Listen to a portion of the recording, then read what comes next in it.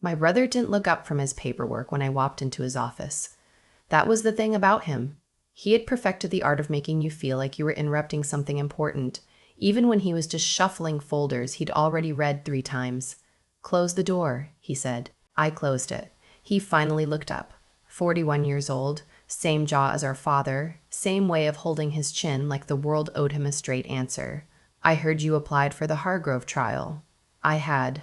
The Hargrove case was the biggest medical malpractice suit our hospital had seen in 11 years. A surgical error that left a 34-year-old woman partially paralyzed. 4 other law firms had already declined to take it. The legal exposure was enormous. The discovery process would be brutal, and the defendant was Dr. Hargrove himself, chief of orthopedics, golf buddy of half the board, and a man who had shaken hands with our father at every Christmas party since I was 8 years old. I was the one who found the pattern in the records. 3 other patients. Similar complications. Dates that didn't line up with what was charted. "I did," I said. My brother set down his pen. "Vivienne." He always said my name like that when he thought I was being naive. Like the extra beat before it was a small kindness, giving me time to realize my mistake before he had to spell it out. "That case touches the board. It touches Dad's relationships. You've been here 14 months. I've been a licensed attorney for 6 years. At a public defender's office?" He said it the way people say community theater. Not quite an insult, but close enough to sting. "This is different. You don't understand the relationships involved." I understood them perfectly. That was the problem. "Dad built this firm," he continued, leaning back.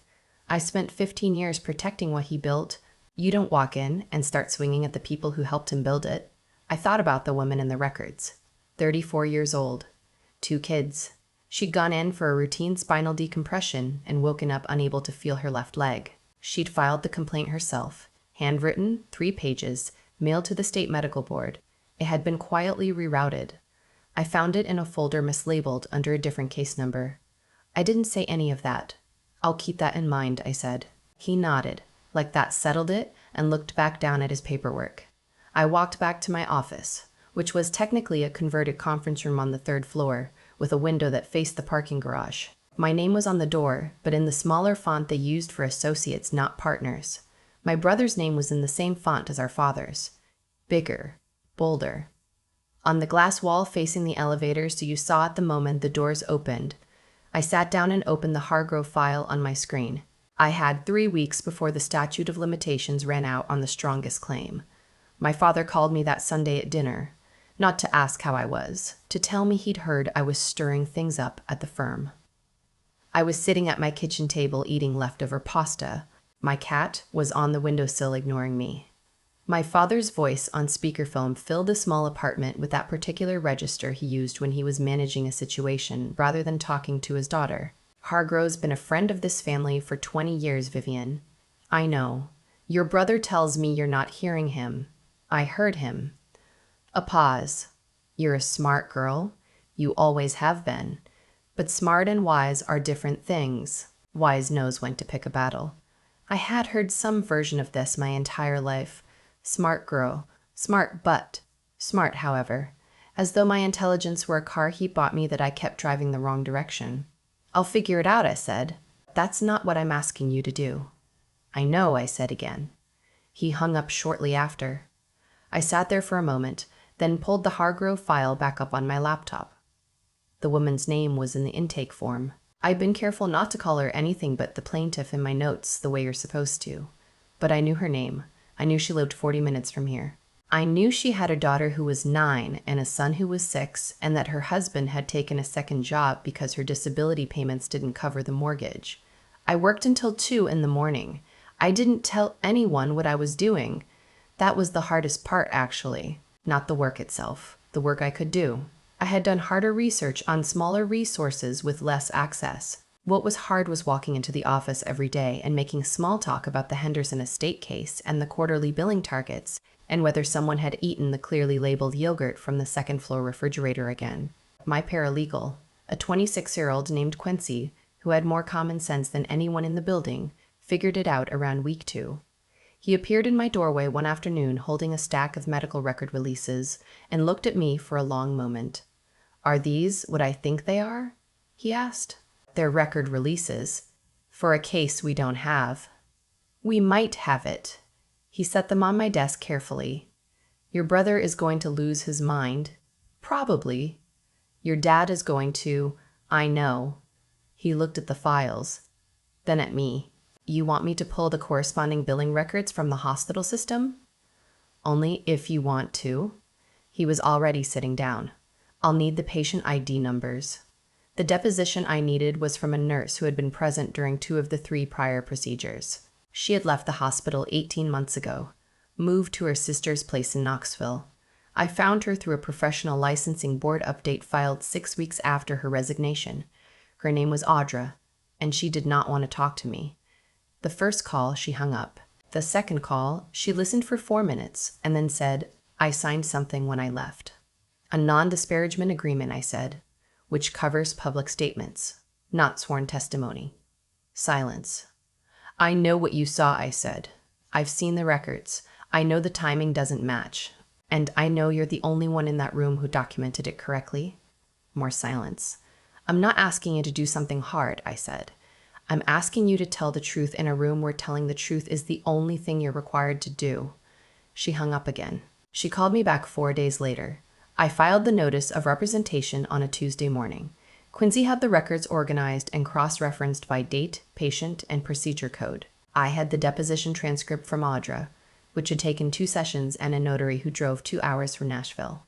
But we had it. I had 3 expert witnesses lined up, 2 biomedical engineers, and a former chief of orthopedics from a hospital in Michigan who had reviewed the procedural footage and put his conclusions in writing.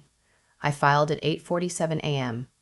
By 9:15, my brother was in my doorway. He didn't say anything at first. He just stood there holding his phone, the way people stand when they've just received information that requires a moment to settle. You filed, he said. I did. Against Hargrove. Yes. He stepped inside and closed the door. I had never seen my brother at a loss before. He was always 2 steps ahead of whatever room he was in. That was his talent, the thing he'd built a career on. But right now he looked like someone had moved the furniture in the dark. Do you understand what you've done? I filed a civil suit on behalf of a client who was injured due to documented surgical negligence, I said. And I have 3 prior patients with similar outcomes. A nurse who was present for 2 of the procedures, and a former department chief who has reviewed the operative footage and is prepared to testify. He stared at me. There's also, I said, a misfiled complaint from the state medical board, mislabeled, routed to the wrong case number. I have documentation of that too. The color in his face changed. I gave you every chance to stay out of this, I said. I'm not interested in damaging the firm. I never was. But she deserved representation, and the evidence was there, and someone had to do the work. He left without responding. I turned back to my monitor. The next 4 weeks were the worst of my professional life and some of the queerest thinking I've ever done. My father called me twice, and I let both calls go to voicemail. My brother stopped acknowledging me in the hallway. 2 senior partners who had always been perfectly pleasant to me suddenly became very busy whenever I walked past. Quincy brought me coffee every morning without being asked and pretended not to notice any of it. The defense team for Hargrove was aggressive. They filed 3 separate motions to dismiss in the first 10 days. I responded to all 3. They requested an emergency stay. The judge denied it.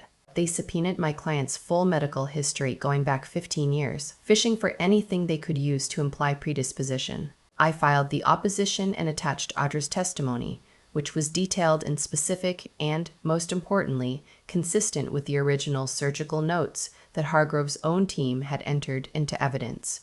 Hargrove's attorney called me directly one afternoon. He told me in a tone that was almost friendly that I was a young attorney making a significant miscalculation about the political landscape of this case, and that there were ways to resolve this quietly that would be better for everyone involved. I thanked him for his time. The case went to mediation first. Standard procedure. The defense opened with an offer that was structured to look generous and was actually about 30 cents on the dollar when you factored in her projected lifetime care costs. I declined on her behalf. They came back higher. I declined again. The defense attorney looked at me across the table with an expression I recognized. It was the same expression my brother used. The one that meant, "You're not understanding the room." I understood the room fine. I just wasn't playing by its rules. The morning the case settled, I was standing in the lobby of the courthouse with Quincy, waiting for the elevator. My phone buzzed. I read the message from opposing counsel, looked at the number, read it again. I showed it to Quincy. He let out a long, slow breath. That's nearly full damages plus future care costs, plus legal fees, I said. He was quiet for a moment. Your brother's going to, I know. The elevator opened. We got in. She cried when I called to tell her. Not immediately. There was a pause, but she needed a second for it to become real. And then she cried, and I sat in my car in the courthouse parking garage and let her, because she had earned that. I didn't think anyone was going to help us, she said. I know, I said. Everyone kept telling us it was too complicated, that it would take too long, that we probably wouldn't win anyway. I know. Why did you take it? I thought about the misfiled complaint. The 3 prior patients, the nurse who had written the correct time in the margin, and then left 6 months later. Because the evidence was there, I said. Someone just had to look. The firm found out officially through the settlement notice, which went to the managing partners as standard procedure. By 3 o'clock that afternoon, there was a meeting called that I was not invited to. I was in my office when my brother came back. This time he sat down. That surprised me more than anything else he could have done. My brother didn't sit in other people's offices. He held court in his own. The fact that he came to mine, closed the door again, and sat down, that told me something had shifted. The board called Dad, he said. I assumed they would. They're not happy, Vivienne. Hargrove is threatening to pull his endowment to the hospital foundation. That's between him and the foundation. He looked at the desk. You made him look bad. He did a bad surgery. 3 times. On people who trusted him. I kept my voice even. I didn't make him look like anything. The records did. He was quiet. She has 2 kids, I said. She went in for a routine procedure and woke up unable to walk correctly. And there was documentation, real contemporaneous documentation, that what happened wasn't an isolated mistake. And somebody filed a complaint that got mislabeled and buried. I paused. That's what I couldn't walk away from. He looked up. And for the first time in my adult life, I saw something on my brother's face that I didn't have a word for. It wasn't guilt. It wasn't admiration. It was something more complicated than both of those. Like a man recognizing something he'd been trained not to recognize. He stood up, smoothed his jacket. The settlement amount is going to be in the disclosure report, he said. The board will see it. I know. He walked to the door, paused with his hand on the frame. The misfiled complaint, he said. You documented how it got mislabeled? Every step, I said. Logged, time-stamped, preserved. He nodded once. He left. My father called me that night. I answered this time. He didn't say anything for a moment. I could hear the television in the background. He always had the news on in the evenings. Volume just low enough to be background noise. Your brother told me what you found, he said finally. Okay. The other patients. Yes. And the complaint. Yes. Another pause, the television murmured. I didn't know about the complaint, he said. I know. I want you to understand that. I do. He was quiet again for a long time. My father was not a man who apologized. He had not apologized to me once in 31 years. Not for the small things and not for the large ones. I was not expecting one now. And yet something in his voice was different. A register I hadn't heard before. Like a man at the edge of something he didn't have a map for. She has children? He asked. 2. He exhaled slowly. Okay, he said. Just that. Okay. But from him, in that voice, on that night, it was more than I expected. Maybe more than I needed. The State Medical Board opened a formal review of Hargrove's surgical records 6 weeks after the settlement. I didn't file that complaint. It was opened on the basis of the court record, which became public. But I was contacted by the investigator, and I provided everything I had. Audra gave a second deposition. She flew back from Knoxville. She didn't ask to be compensated. She just showed up in a gray blazer with her notes and told the truth again. The misfiled complaint was the thing that mattered most in the end.